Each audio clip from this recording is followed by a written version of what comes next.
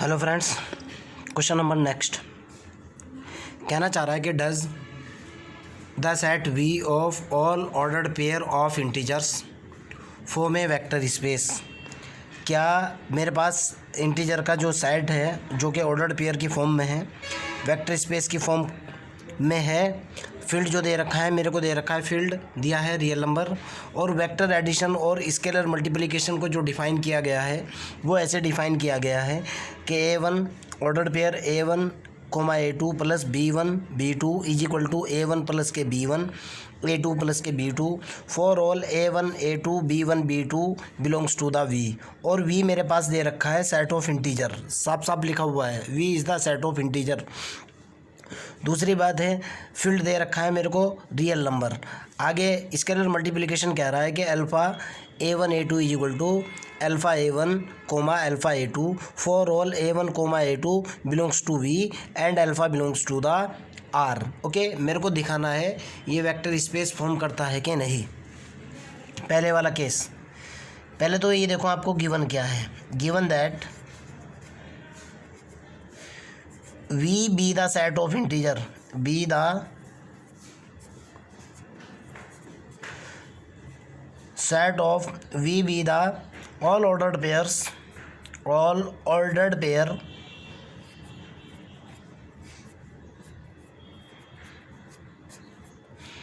of integer। इसका जो मतलब निकलता है V be the set of all ordered pair of integer. आप इस चीज़ को जानते हो कि सेट ऑफ इंटीजर के अंदर जो एलिमेंट होते हैं बेटा वो होते हैं 0 +-1 +-2 +-3 +-4 +-5 +-6 एंड सो ऑन। वी जो है, वी जो ऑर्डर्ड पेयर है वो इंटीजर का ऑर्डर्ड पेयर है, यानी वी के अंदर जो एलिमेंट हैं हो सकता है वो इस तरह के एलिमेंट हों -1 0 और 2 -5 3 -7, जो भी आपके माइंड के अंदर आ रहे हैं वो सारे के सारे हो सकते हैं। ये जो अंदर के एलिमेंट हैं ये इंटीजर्स हैं। ओके, क्लियर है ना। फील्ड जो आपको दिया हुआ है बेटा, फील्ड दे रखा है आपको, फील्ड दे रखा है सेट ऑफ रियल नंबर। इसके अंदर एलिमेंट होते हैं -∞ टू +∞ सारे। ओके, वेक्टर एडिशन आपको ये दिया हुआ है, वेक्टर मल्टीप्लिकेशन आपको ये दे रखा है। चलो मैं चेक करता हूँ वेक्टर एडिशन। पहला केस होता है हमारे पास vector addition. Number 1 vector addition.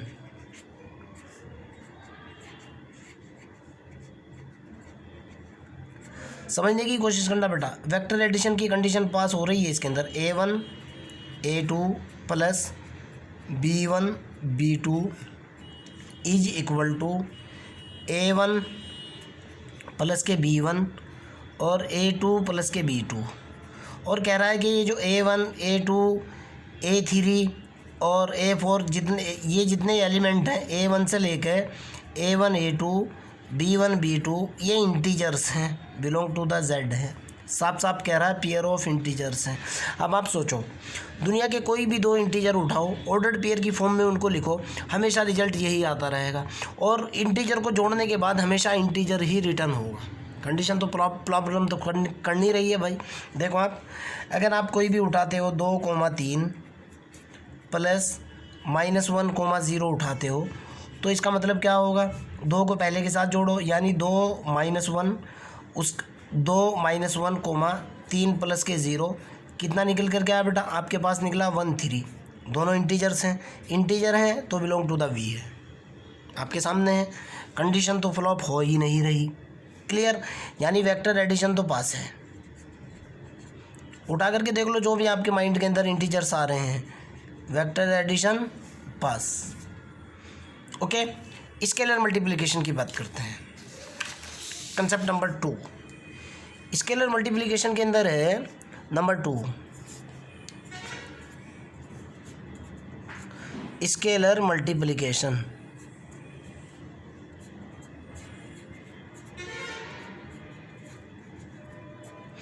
Scalar multiplication की जो डेफिनेशन थी कि एक एलिमेंट तो होना चाहिए मेरे पास जो है ना वेक्टर का, दूसरा एलिमेंट जो होना चाहिए मेरे पास जो है ना एक एलिमेंट तो होना चाहिए मेरे पास वेक्टर का, दूसरा एलिमेंट होना चाहिए मेरे पास फील्ड का, दोनों की गुना जो है ना वो वेक्टर के अंदर पहुंचानी चाहिए। ये कंसेप्ट था ना। चलो, और यहाँ स्केलर मल्टीप्लिकेशन को जो डिफ़ाइन किया गया है बेटा, वो ऐसे डिफ़ाइन किया गया है कि अल्फ़ा A1 कोमा A2 बराबर है alpha A1 coma alpha A2। Check करके देखता हूँ। और आगे कह रहा है कि A1 कोमा A2 जो ऑर्डर्ड पेयर निकल करके आते हैं वो V के अंदर है, और अल्फ़ा फील्ड का एलिमेंट है, फील्ड जो कि R के बराबर दे रखा है। ओके, अल्फ़ा जो है उस सेट ऑफ रियल नंबर के अंदर से लेना है। A1 A2 आपको इंटीजर्स लेने हैं। सपोज दैट आपने एक इंटीजर सेलेक्ट किया, आपको पता है कि 1/7 जो है रियल नंबर है ना। आपने ये अल्फ़ा के बराबर सेलेक्ट किया, अल्फ़ा इज इक्वल टू आपने लिया 1/7 जो कि बिलोंग टू द सेट है, यानी फील्ड का एलिमेंट है, रियल नंबर है। दूसरा आपने ले लिया, सपोज दैट आपने लिया कि ऑर्डर्ड पेयर 5,6 लिया, एक ऑर्डर्ड पेयर। आपको भी पता है कि 5,6 जो है ना वो V के अंदर है। कैसे V के अंदर है? V के अंदर जो दे रखा है set of all ordered pair of integer की बात कह रहा है। ओके, गुणा करके देखते हैं स्केलर मल्टीप्लिकेशन की क्या बात वैलिड होती है कि नहीं। अगर मैं मल्टीप्लाई करता हूँ 1/7 ऑर्डर्ड पेयर 5 गुना 6, मेरे पास कितना निकलना चाहिए? अल्फ़ा A1, यानी मेरे पास आना चाहिए 5/7 गुणा करने के बाद कोमा अल्फ़ा A2 6/7। क्या ये दोनों के दोनों इंटीजर्स हैं? सोचो आप कि 5/7 और 6/7 का ये जो ऑर्डर्ड पेयर है, क्या ये बिलोंग्स टू द V है? सोच करके देखो आप। मेरे हिसाब से तो नहीं है। क्यों? क्योंकि क्वेश्चन के अंदर कह रहा है set of all ordered pair of integer, यानी यहाँ लौट करके इंटीजर आना चाहिए था। और आपको पता है कि रियल नंबर का इंटीजर के साथ गुणा करने से रियल नंबर रिटर्न होता है। एक रियल नंबर का इंटीजर के साथ गुणा करने से हमेशा रियल नंबर रिटर्न होता है। देखो आप, सेट ऑफ इंटीजर में तो आपको पता है सेट ऑफ इंटीजर के अंदर जो एलिमेंट होते हैं 0 + -1 + -2 एंड सो ऑन, इस तरह के एलिमेंट होते हैं। ये तो रियल नंबर निकल रहा है। जब रियल नंबर निकल रहा है does not belong to the V के अंदर है ही नहीं। साफ साफ कह रहा है यहाँ के for all ordered pair A1 A2 जो है ना V क्या होना चाहिए। जब ये नहीं है आप क्या कहोगे बेटा? सो दैट स्केलर मल्टीप्लिकेशन, आप इस कंडीशन को बहुत जगह फेल कर सकते हो। स्केलर मल्टीप्लिकेशन गलत होगा तो सही कर लेना। Multiplication is not valid. देखो आपके सामने है ही नहीं भाई। ओके, या नॉट सेटिस्फाइड। आप देखो 1/2 पे चेक करके देखो। इसो एक तो ले लिया मैंने रियल नंबर, तो फील्ड का एलिमेंट तो लिया मैंने 1/2। ऑर्डर्ड पेयर मैंने -1,1 ले लिया। सपोज दैट मल्टीप्लाई करके देखो आप, ये वाली कंडीशन अप्लाई करो इसके अंदर। 1/2 तो ये हुआ, -1,1 लिया मैंने, कितना ऑर्डर्ड पेयर निकल करके आया? -1/2 और 1/2। क्या -1/2 सेट ऑफ इंटीजर का एलिमेंट है क्या? नहीं है ना। सेट ऑफ इंटीजर के अंदर तो इस तरह के एलिमेंट हैं, ऑर्डर्ड पेयर के अंदर किस तरह के एलिमेंट हैं? इंटीजर्स हैं। तो क्या कहोगे आप? -1/2 जो है ना वो V के अंदर है ही नहीं। पॉजिटिव 1/2 जो है ना V के अंदर है ही नहीं। ओके, सो दैट ये आप यहाँ से क्या कहोगे कि -1/2 comma 1/2 does not belong to the V। So does not belong to the V, not a vector space. Okay, फिर भी अगर आपका कोई डाउट हो, कोई प्रॉब्लम हो, you can directly ask me. आगे की तरफ चलते हैं। क्वेश्चन नंबर नेक्स्ट, ध्यान से देखना बेटा। कहना चाह रहा है कि V B the set of all ordered pair of real number, यानी अब की बार आपको V जो दे रखा है एक सेट ऑफ द वेक्टर दे रखा है, और सेट ऑफ वेक्टर दे रखा है रियल नंबर्स का, जिसके ऑर्डर्ड पेयर के अंदर रियल नंबर है। Examine each of the following cases, आपको ये चेक करना है V is a vector space और नोट, V वेक्टर स्पेस है या नहीं। वेक्टर एडिशन जो आपको दिया हुआ है बेटा वो दे रखा है ओवर, एक बात और भी है, V is a vector space over R, यानी आपको जो फील्ड है ना वो रियल नंबर दे रखा है। फील्ड अब की बार आपको क्या दे रखा है? रियल नंबर दे रखा है। V is the set of all ordered pair of real number, यानी वी भी वेक्टर जो है ना, सेट ऑफ द वेक्टर, वो भी आपको रियल नंबर दिया हुआ है, फील्ड भी आपको रियल नंबर दे रखा है। तब आपको चेक करना है कि क्या ये जो पहले वाला ऑर्डर्ड पेयर है A comma B, A dash comma B dash, जो कि वेक्टर एडिशन को डिफाइन करता है, 0 कोमा बी प्लस के B dash vector multiplication define करता है, A into A comma B is equal to alpha into A comma B is equal to alpha A into alpha B, क्या ये vector space form करता है या नहीं? This is your question. चलो भाई वेक्टर एडिशन की बात करते हैं। पहले वाला सॉल्व करता हूँ बेटा। वेक्टर एडिशन,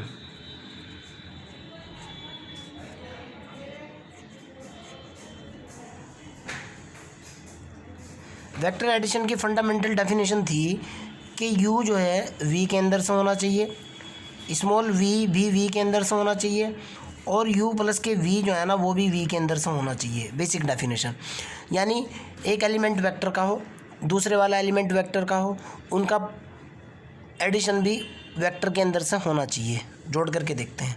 पहला ऑर्डर पेयर लिया आपने, मान लिया सपोज दैट यही ऑर्डर पेयर ले लिया आपने, a comma b belong to the v। दूसरा ऑर्डर पेयर लिया आपने, a dash comma b dash belong to the v। आपने दोनों को जोड़ा, जोड़ने की कंडीशन आपको बता रखी है कैसे जोड़ना है। आपने दोनों को जोड़ा, A B order pair A B order pair A dash comma B dash, कह रहा है कि जो रिजल्टेंट ऑर्डर्ड पेयर हैं, एक तो होना चाहिए 0, कोई दिक्कत वाली बात नहीं है, दूसरा होना चाहिए मेरे पास b प्लस के b डैश। ऐसे वेक्टर एडिशन दे रखा है। सवाल ये नहीं है, ये कहना चाह रहा है कि V be the set of all ordered pair of real numbers. ये भी रियल नंबर, ये भी रियल नंबर, ये भी रियल नंबर, ये भी रियल नंबर। आपने इन रियल नंबर्स को एलिमेंट वाइज जोड़ा। कह रहा है कि पहले जो ऑर्डर्ड पेयर का सम है, जोड़ है, वो तो आपको 0 रखना है, और दूसरा ऑर्डर्ड पेयर जो है ना वो एज इट इज रखना है। अब ये देखो आप, ये आपके पास क्या है, 0 बिलोंग्स टू द आर है, b प्लस बी डैश, दो रियल नंबर का सम, हमेशा कोई ना कोई रियल नंबर होता है, ये भी रियल नंबर, ये भी रियल नंबर। जाहिर सी बात है पूरा ordered pair set of real number का बन चुका। जब सेट ऑफ रियल नंबर का बन चुका, बिलोंग टू द v, कोई दिक्कत है ही नहीं। वेक्टर एडिशन पास। ओके, वेक्टर एडिशन पास। नंबर 2, स्केलर मल्टीप्लिकेशन की बात करते हैं।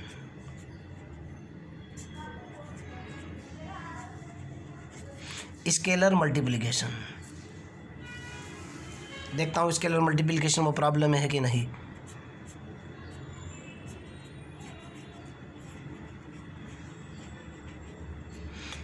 नॉलेज मेरे वर्ड्स के अंदर छिपी हुई है, ध्यान से सुनना। स्केलर मल्टीप्लिकेशन बोलता है कि डेफिनेशन तो होती है, एक एलिमेंट होना चाहिए फील्ड का, दूसरा एलिमेंट होना चाहिए u मान लो वेक्टर का, दोनों का मल्टीप्लिकेशन जो है ना अल्फ़ा इंटू यू वो वेक्टर के अंदर पहुंच जाना चाहिए। ये आपकी फंडामेंटल डेफिनेशन थी। यहाँ देखता हूँ क्या है, यहाँ जो दे रखा है बेटा स्केलर मल्टीप्लिकेशन की जो बात दे रखी है यहाँ पे क्वेश्चन के अंदर, वो कह रहा है कि अल्फ़ा इंटू ए बी बराबर है अल्फ़ा ए और अल्फ़ा बी। देखो आप, फील्ड क्या है, alpha belong to real number है, ऑर्डर्ड पेयर क्या है ए बी जो है ना वो बिलोंग टू द वी है, लेकिन ए और बी भी रियल नंबर्स हैं। अब यहाँ सोचो आप, एक रियल नंबर का गुणा दूसरे रियल नंबर से करो, लौट करके रियल नंबर ही तो आएगा। फिर उस रियल नंबर का गुणा दूसरे रियल नंबर से करो, लौट करके रियल नंबर ही तो आएगा। क्या प्रॉब्लम है यार, कंडीशन तो पास हो रही है, सीधी सी बात है। मतलब ये है, मैं अभी जो आपको डेफिनेशन बता रहा था कि एक एलिमेंट जो है ना वो फील्ड का हो, दूसरा एलिमेंट मेरे पास जो है ना वेक्टर का हो, दोनों का मल्टीप्लिकेशन करने के बाद रिजल्ट वेक्टर का मिलना चाहिए। एक एलिमेंट फील्ड क्या है, आपको पता है कि इस क्वेश्चन के अंदर फील्ड रियल नंबर है, क्वेश्चन के अंदर साफ साफ कह रहा है ओवर आर। वेक्टर जो है ना वो ऑर्डर्ड पेयर की फॉर्म में है, ए बी की फॉर्म में है, V be the set of all ordered pair. लेकिन यहाँ भी कंडीशन लगा रखी है कि ए और बी जो है ना वो रियल नंबर्स हैं, ऑफ रियल नंबर्स। अर्थात जब इस वेक्टर को किसी रियल नंबर से गुना करूँगा तो मेरे पास रियल नंबर ही तो लौट करके आएगा, रियल नंबर लौट करके आएगा, मेरी कंडीशन पास। देखो आप, set of all vectors of real number, दो केस तो क्लियर। देखो आप, अर्थात वेक्टर एडिशन भी है, स्केलर मल्टीप्लिकेशन भी है। यहाँ तक तो कोई डाउट है ही नहीं। Okay, so that alpha A B is equal to alpha A comma alpha B, यानी स्केलर मल्टीप्लिकेशन पास। अगले वाला देखता हूँ बेटा। A1 जो कंडीशन थी, A1 वो थी कि U जो है वेक्टर का एलिमेंट हो, V भी वेक्टर का एलिमेंट हो, W भी वेक्टर का एलिमेंट हो, और कंडीशन आपके पास होनी चाहिए U प्लस के V प्लस के W बराबर हो U प्लस के V प्लस के W के। यही था ना। चलो भाई देखते हैं, एडिशन की बात कर रहा है, एडिशन उठाते हैं। पहला ऑर्डर्ड पेयर उठाओ आप, एक ऑर्डर्ड पेयर उठाओ आप A comma B belong to the V है। दूसरे वाला उठाओ A dash comma B dash, ये भी बिलोंग टू द V है। और तीसरे वाला ऑर्डर्ड पेयर उठाओ आप C dash comma D dash, belong to the V है। एडिशन का केस लगाओ इसके ऊपर लगाओ एडिशन का केस। यहाँ कैसे होगा, U plus V plus W, U की वैल्यू डालो आप A B और plus A dash comma B dash, बाहर करो plus C dash comma D dash. अब जोड़ने का तरीका देखो, जोड़ने का तरीका यहाँ चेंज होगा बेटा। जिस ऑर्डर्ड पेयर की फॉर्म में यहाँ ये एडिशन है ऐसे ही जुड़ेगा। इसको कर दिया मैंने बंद। सबसे पहले इन दो को जोड़ो यहाँ से यहाँ तक जहाँ ब्रैकेट लगा हुआ है, U प्लस V को। U प्लस V को जब से मैं जोड़ूंगा, कह रहा है कि दोनों का जोड़, पहले दो ऑर्डर्ड पेयर का जोड़ तो आ रहा है, एक का तो 0 है, दूसरा है B प्लस के V डैश। ओके, इसके साथ मैंने जोड़ा कितना, C dash comma D dash. जब मैं इन दोनों को जोड़ूंगा, इन दोनों का जोड़, जो ऑर्डर्ड पेयर के जो फर्स्ट एलिमेंट है उनका जोड़ तो आ रहा है कितना, 0, और ये मेरे पास जुड़ रहे हैं B डैश और प्लस के D डैश। इधर से तो निकला ये, यानी ये जो वैल्यू निकल करके आई ये किसकी वैल्यू है, ये वैल्यू है U प्लस के V प्लस के W की। अब उधर से चेक करता हूँ, इधर तो निकल गया मेरे पास ये, मैंने इसको ब्रैकेट में बंद कर दिया। उधर से देखता हूँ क्या निकलता है। अब जब मैं इधर चेक करूँगा बेटा,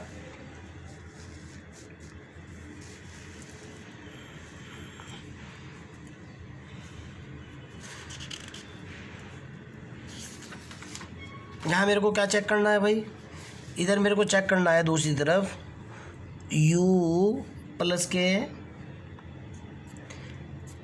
ये देखो आपके पास इसमें ज़रा सी मैंने मिस्टेक कर दी है। आपको निकालना है U प्लस के V प्लस के W बराबर U प्लस V प्लस के W। मैंने ब्रैकेट दोनों एक जगह लगा दिए थे। ये तो मैं कैलकुलेट कर चुका, आपके सामने है। अब मैं ये कैलकुलेट करूँगा, U प्लस V प्लस के W। मेरे को कैलकुलेट करना है U प्लस V प्लस के W। ओके, वेक्टर एडिशन देखो आपको कैसे डिफाइन किया गया है। सबसे पहले आप U की वैल्यू ले लो। ऑर्डर्ड पेयर की फॉर्म में आपने लिया कि U इज इक्वल टू, मेरे पास सपोज दैट A B है। V आपने दूसरा ऑर्डर्ड पेयर लिया, suppose that A dash B dash है। W आपने तीसरा ऑर्डर पेयर लिया, suppose that D dash comma D C dash comma D dash है। वेक्टर एडिशन आपका कैसा है बेटा, कह रहा है कि A B और plus A dash comma B dash बराबर आपको दे रखा है कि पहला ऑर्डर पेयर का सम तो 0 है और दूसरा है B प्लस के B डैश। जोड़ करके देखते हैं, ये वाला रिजल्ट निकालता हूँ। अब मैं देखता हूँ कितना है। मेरे को चाहिए है U प्लस V प्लस के W is equal to, U तो जूँ का तू रखो आप, U की वैल्यू आपके पास कितनी है, A कोमा B प्लस अगले दो ऑर्डर्ड पेयर जोड़ो, V की वैल्यू है A dash comma B dash plus C dash comma D dash. Ordered pair का सम कह रहा है कि पहले वाला तो होना चाहिए, ये तो एज इट इज रखो आप। इसको कह रहा है क्या भाई कि इन दोनों का सम तो 0 है और ये दोनों जोड़ रहे हैं B डैश प्लस के D डैश। आगे चलता हूँ। अब जब मैं, ये तो मेरा एज इट इज है A B, ये कितना निकल गया मेरे पास 0 कोमा B डैश प्लस के D डैश। जब इन दोनों को जोड़ूंगा, कह रहा है कि इन दोनों का जोड़ तो 0 के बराबर है, ये A प्लस 0, ये तो 0 के बराबर है डेफिनेशन के अकॉर्डिंग। और ये कह रहा है कि ये अगले ऑर्डर टपल B प्लस के B डैश प्लस के D डैश, ये जुड़ रहे हैं। इससे पहले वाले में देखो क्या आया था, इससे पहले वाले में जो है ना मेरे पास ये आया था, देखो बेटा 0 comma B plus B dash plus D dash, 0 comma B plus D dash B plus B dash plus D dash. आप क्या कहोगे? आप कहोगे सर यू प्लस के वी प्लस के डब्लू, ये तो बराबर है भाई U plus V plus W के, बिल्कुल बराबर है और बिलोंग टू द वी। आगे वाले केस की तरफ चलते हैं। नेक्स्ट, अब मेरे को शो करना है कि क्या इसके अंदर एडिटिव आइडेंटिटी है। मैंने आपको एक अगले वाली डेफिनेशन बताई थी, ध्यान से सुनना, ज़ीरो वाला केस लेकर के उसको समझने की कोशिश करना। आप मेरे को जो वेक्टर एडिशन दिया हुआ है बेटा वो ऐसे दिया हुआ है कि ए बी प्लस के A dash comma B dash बराबर है ordered pair 0 comma B plus के बी डैश। ये मेरा वेक्टर एडिशन है और सारे के सारे जो एलिमेंट हैं ए बी ए डैश और बी डैश कहाँ से हैं? सेट ऑफ रियल नंबर है। ओके, और ये जो ऑर्डर्ड पेयर्स हैं ए बी, ये सेट ऑफ द वेक्टर के एलिमेंट है A dash comma B dash. Question के अंदर साफ साफ दिया हुआ है। ओके, देख लो आप अगर आपको डाउट है तो। अब मेरे को दिखाना है अगले वाला केस A2 दिखाना है मेरे को। A2 मेरे को ये दिखाना है कि देयर एग्जिस्ट 0 प्लस के V, there exist 0 belongs to the V, there exist 0 belongs to the V such that U plus के 0 इज इक्वल टू होना चाहिए 0 प्लस के U इज इक्वल टू होना चाहिए U। ओके, अब this is very important here. 0 क्या है भाई? अब वहाँ आ जाओ जहाँ से आपका कंसेप्ट निकलता है। F क्या है? F इज ए फील्ड, और फील्ड क्या होता है? ग्रुप होता है। ग्रुप होता है ना, किस ऑपरेशन के ऊपर होता है? पॉजिटिव ऑपरेशन के ऊपर। पॉजिटिव ऑपरेशन के ऊपर आइडेंटिटी एलिमेंट क्या होता है भाई? आइडेंटिटी जो एलिमेंट होता है वो ये होता है कि E प्लस के A बराबर E के होना चाहिए। यही होता है ना, E प्लस के A बराबर किसके होना चाहिए? ग्रुप थ्योरी पे जाओ आप। ग्रुप थ्योरी का जो आइडेंटिटी एलिमेंट होता है वो होता है E प्लस के A बराबर होना चाहिए A के। यही है ना केस? क्लियर है ना, समझ आती है ना? और बराबर होना चाहिए A प्लस E के। ये आइडेंटिटी की डेफिनेशन है यहाँ पे। यहाँ 0 बिलोंग टू द V, 0 मेरा क्या है? 0 is additive identity, 0 is additive identity. Additive identity है ना?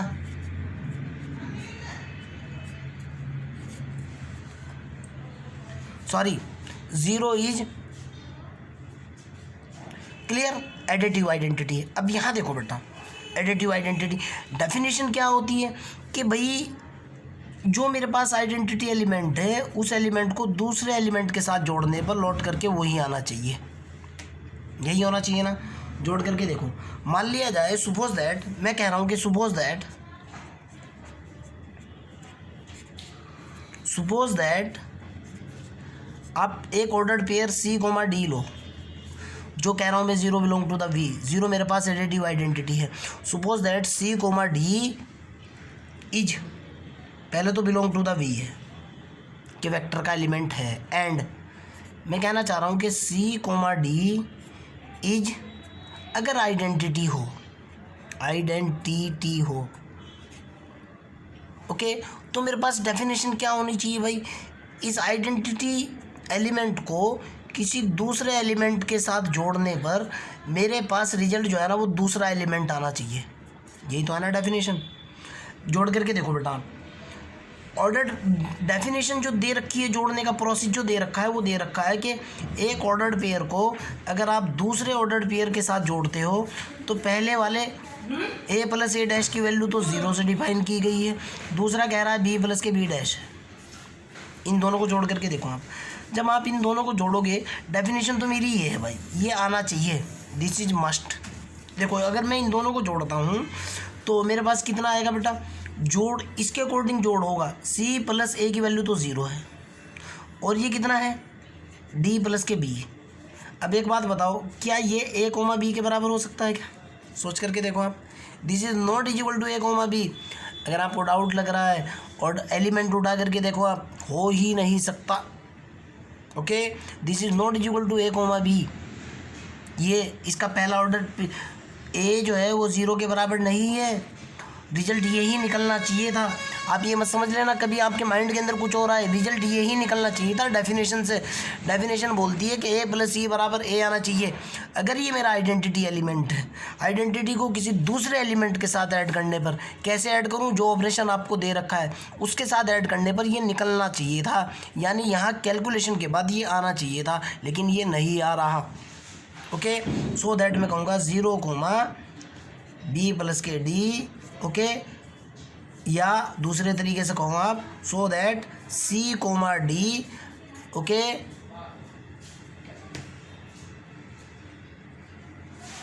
Is not identity.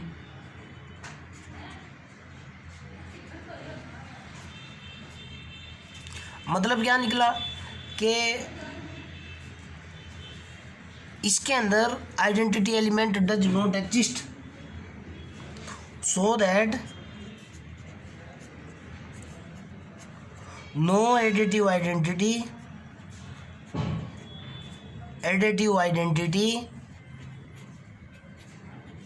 एग्जिस्ट। जब एडिटिव आइडेंटिटी एग्जिस्ट नहीं करती, आप क्या कहोगे, नॉट ए वेक्टर स्पेस। ये वेक्टर स्पेस है ही नहीं। देखो आप, मेन कंसेप्ट यहाँ छुपा हुआ है बेटा। अगर फील्ड है तो ग्रुप है, ग्रुप के लिए एडिटिव आइडेंटिटी होना चाहिए, एडिटिव आइडेंटिटी है तो डेफिनेशन ये होनी चाहिए। ये कंसेप्ट फेल हो रहा है, this not a group. Okay, आगे की तरफ चलते हैं। हाँ, उसके बाद जो है 3 क्वेश्चन और भी है बेटा, मैं आपको पहले ही बता रहा हूँ। एक क्वेश्चन आपका ये है, दूसरे वाला क्वेश्चन ये है, तीसरे वाले क्वेश्चन ये है। आपका ये होमवर्क है, वरना लेक्चर बहुत ज़्यादा बढ़ जाएगा। यहाँ से यहाँ तक ये आपका होमवर्क है। ओके, आपको इनको चेक करना है क्या ये वेक्टर स्पेस है या नहीं। आंसर हर एक का, ये भी वेक्टर स्पेस नहीं है, ये वाला तो वैसे ही दिख रहा है स्क्वायर की फॉर्म में, नॉट ए वेक्टर स्पेस, और ये भी नॉट ए वेक्टर स्पेस है। ओके, 1-2 मैंने बता दिए हैं, ये 3 आपको घर से ट्राई करने हैं। कोई अगर आपकी प्रॉब्लम होगी, कमेंट बॉक्स के अंदर क्वेश्चन डालना है, मेरे से हेल्प ले लेनी है। Okay, bye.